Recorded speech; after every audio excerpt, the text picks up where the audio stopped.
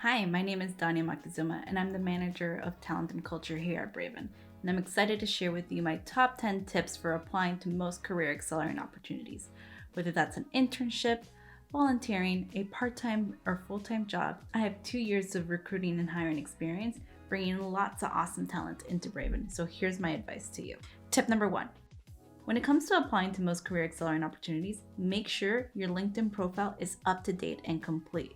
Don't forget to upload a professional headshot and include all your experiences because your profile will be the first place that the recruiter or the hiring manager look when they review your application. They will use it to get a sense of who you are and what you stand for professionally.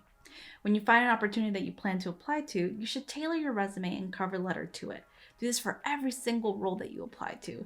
Make sure you highlight the accomplishments that are most relevant to the role so that employers know your skills and experiences that matches to the job that you're applying for. Also, make sure to include relevant keywords directly from the job description in your resume. Tip number 3, try to get a referral from each opportunity you apply to. You are much more likely to get hired if you know someone who works at the organization or someone that you have a mutual connection with. The reason why you want to get a referral is because you want your connection to flag your application to the employer so that you have a higher chance of getting an interview. To help your contact refer you quickly, make sure you attach your resume and include a link to the opportunity listed in your referral request message. The easier you make it for your contact to refer you, the faster you will get a response from the employer. Tip number 4, submit your tailored resume and cover letter for the opportunity and keep applying to more opportunities. You already know that the more you apply to, the more chances you'll get a response. It's really a numbers game. Tip number 5, after you submit, the employer does an initial screen when they look at your resume and cover letter. They generally look for, does this person have any applicable experience? Do they have evidence or results in their previous roles? And are there any spelling or grammar error? I can tell you from experience, if I see a typo or grammatical error in someone's resume, I don't bother looking at them. So you want to make sure that you submit your most polished resume that you've ever written, including your cover letter. They also do a keyword scan where they'll see if your experience matches to the job description.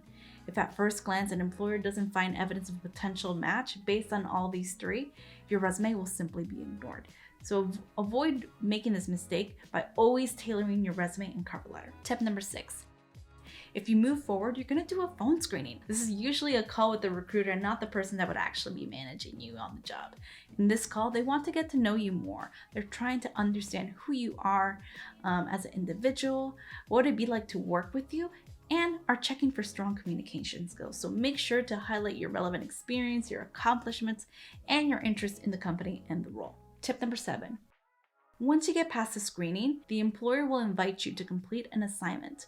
This usually is a mini project that will simulate what you might be doing in the job. This often lets hiring managers get a sense of how would you perform in the role. Make sure to complete the assignment like you would in a real project and ask any clarifying questions that you have so you are set up for success. Number 8. After the assignment, this is when you'll do a final round of interviews. These interviews are usually with the hiring manager or the hiring manager's manager. In this interview, they're asking themselves, are you a strong fit for the role? Can you be a great team member? And will you fit into our team culture?